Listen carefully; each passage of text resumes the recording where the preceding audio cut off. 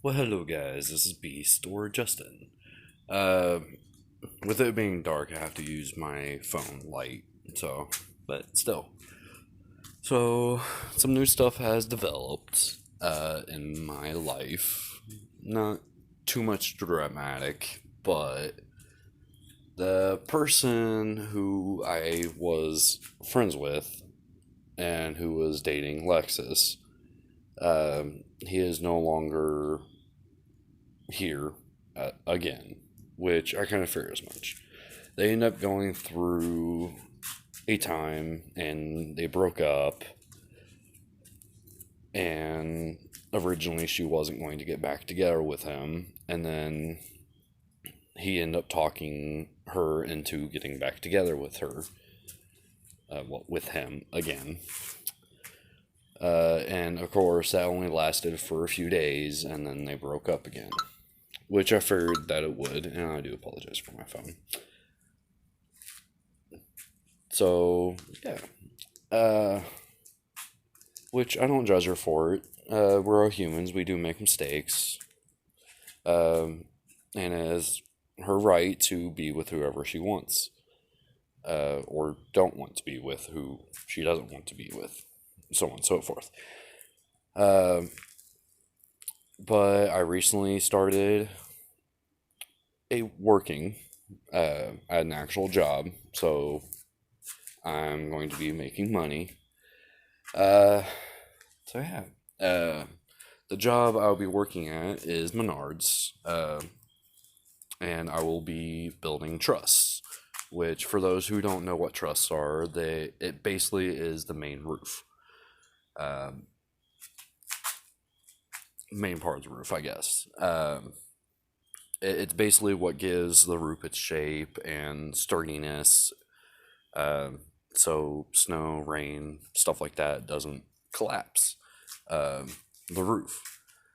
Um, so yeah, it pays pretty decent. I'm making over $10 an hour. I'm not giving my exact wage, but I am making over $10 an hour. Uh, the closest I would give is it's more than 10, but less than 20 currently. Um, so yeah, it's pretty fun. Um Currently, still not in any type of relationship other than acquaintances and or friends, but still looking, but not that bad.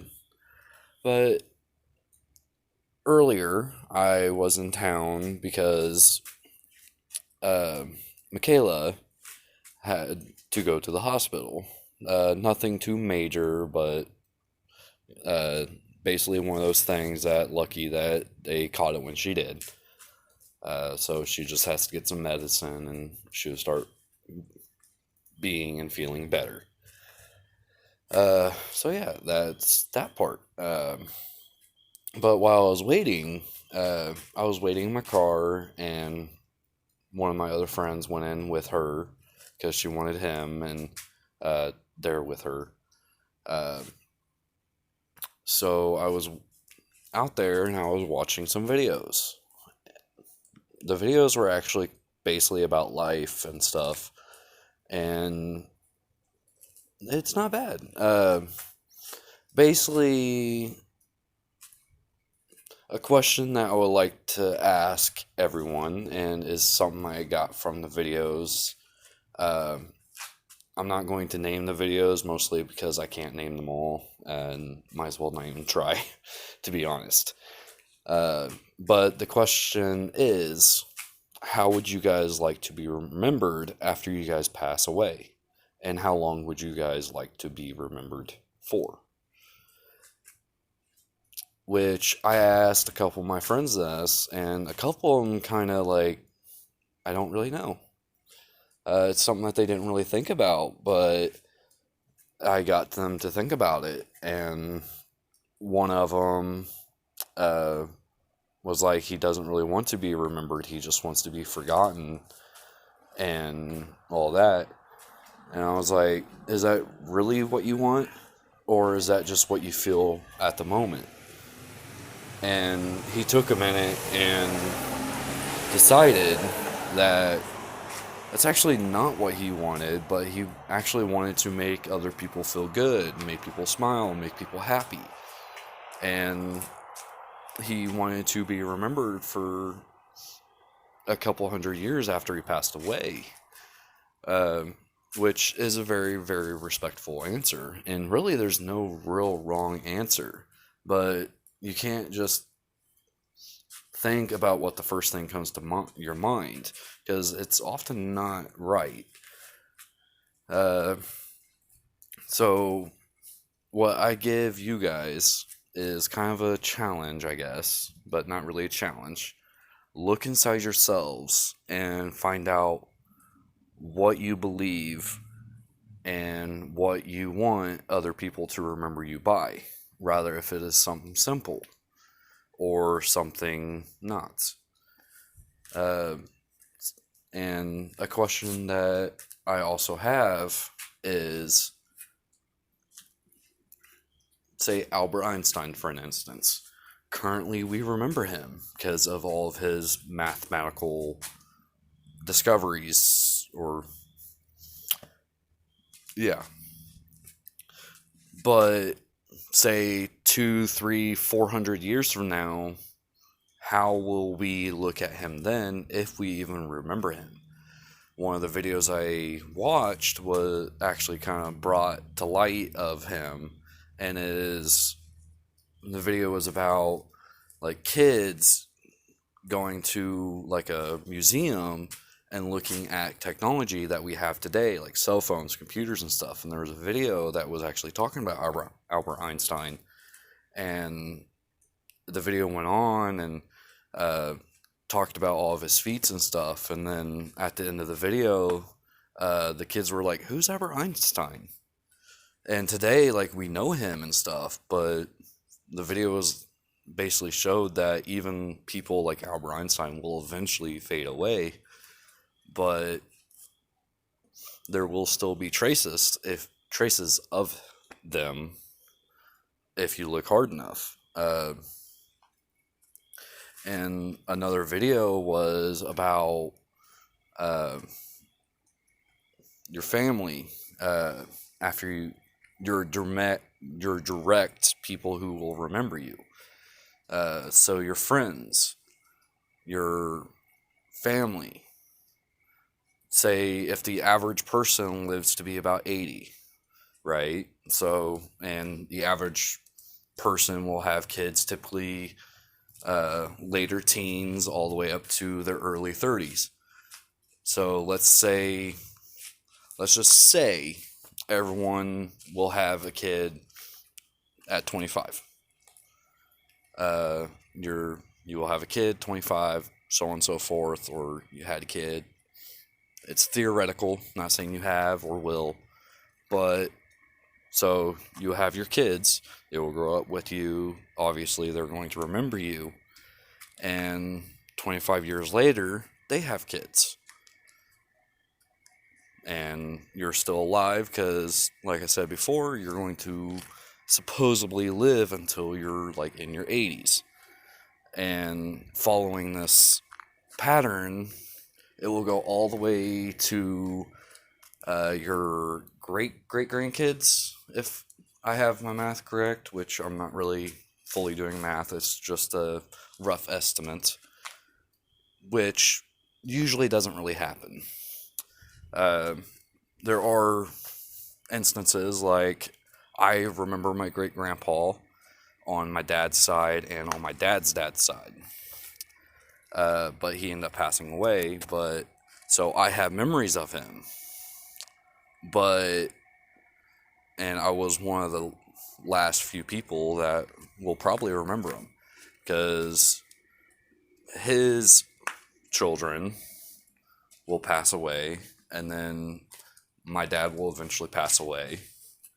And then let's say if I'm the last survivor that will remember him, and unless I tell a story to my kids, but the last person who directly remembers him would be me, if I would be the last one. So after that, my great great grandpa, or no, my great grandpa will be forgotten after me, at least by the last living person, besides from the people who I give stories about. But eventually, those stories will die down too. Because how many stories do you remember from your childhood? Eventually, you're going to forget them. And most likely, it's going to be forgotten before you even have kids of your own, so you can't tell them the stories because you don't remember them. Or you only remember fragments. Or you misremember information. So it's just a little thought as well. So it's basically a lot about life and all that. And then there was one last video I kind of want to bring to your guys' attention that I watched. Again, I don't remember the name, and probably won't remember to put in the subscription. But it is about a man who goes to like something like the Grand Canyon. Actually, I believe it was the Grand Canyon. And when he gets there, he takes his car information, his license plate, and throws it into a creek. And he stands next to the edge of the cliff, and he's about to jump. And a woman end up finding him and asks what he's doing here at this hour. And he ends up saying, I don't really know. I think it's just to, I came here to clear my head because I've had a lot on my plate for the last couple days. And she says, okay, and she turns around and walks away. And he was like, hey, you didn't tell me why you're doing here. And she comes back to him and faces him, and and then she goes, well, you didn't tell me why you are really here. And again, he goes, I told you I came here to clear my head. And again, she turns away and starts walking away. And then he goes, oh, wait, I was here to jump off the cliff. And she was like, why is that? Because this world's filled with so much dread and hatefulness and a bunch of other stuff that is negative. So he was only saying the negative, which I'm not saying it's horrible, but yes, there are a lot of negatives in life, but there's also a lot of positives. But the video continued, and he asked why she was here again at the cliff, and she was like, I'm here for you. And he kind of stumbles about this, not remembering where his feet placement is, and he gets a little bit closer to the edge, and then she gets closer to him, and then I hope you find what you're looking for, and slightly pushes him back, and he falls off the edge. Then he wakes up from a dream, not really fully remembering it, but continues on his day as if nothing happened, and realized that he was in a world that has nothing negative about it. There's peace, equality, and so on and so forth. And he found it boring because there was no challenge. Everything was basically given, and nothing was really taken, just given. You just accepted it. So it was like perfect, in other words. And years go by, and he ends up going back to that cliff, and he does the same thing as he did in his dream, and takes his car information and his license plate, throws into the creek, and stands at the edge, looking out and thinking, and he was again about to jump, and then a girl comes again, and they basically exchange something similar. He asks why she's here, and she asks why he's here, and he freely admits this time that he's here to jump. And she was like, and why is that? And then he goes, well, there's no challenge. Like everything's peaceful and all that. So again, she's like, okay, and what's so bad about it? It's like, well, like I said, like everything's easy. There's nothing hard. Everything's predictable. So again, she asks, well, what is he looking for? And he basically names off his original world where he wants a little bit of challenge, but not too much challenge. Something that is good, but you kind of have to work for, but not too hard, and something that you can appreciate once you find it. Basically, a challenge, but not too much of a challenge. And then she steps closer to him again and pushes him, and as she's doing it, she says, I hope you find it this time. And then that was the end of the video. So what I want you guys to take from my video from this is basically a similar meaning from what I got from those videos, and appreciate what you have. The harder you look for love, the less likely you are to find it. Keep that in mind. If you come from a place where you're poor and you want to change and you want to have all the money in the world, once you have all that money, what's next? Everything's going to be easy. It's not going to be a challenge. Our human nature, we want a challenge. So, yeah, keep that in mind. Well, I hope you guys take what I said to heart and think about what you guys would like to be remembered by, and about how long you would like to be remembered for. So, anyways, have a nice day and have a nice night, and look up at the stars and think about where you are in life and what you want, and appreciate what you have, because 80 years from now, when you're probably sitting in a hospital or homeless, not homeless, but elder home or something like that, where you can't do anything, you're going to wish you can have this life where you have options, where you can do a lot and all that. So enjoy your time while you have it, and love those who will love you. I will miss y'all and talk to you another time. With me working, I don't know when I'll be doing my next videos. And be kind to others. For one last thing, you don't know what other people are going through. Someone could be having a worse time. Say if you're walking down the street and you find people walking slow, like a group of people, they're walking slow, and say you just got fired and you rush past them, you don't know their story. They could think as really disrespectful, just like you find it disrespectful for them being slow and taking up the whole walkway. Maybe that person just found out a few weeks ago that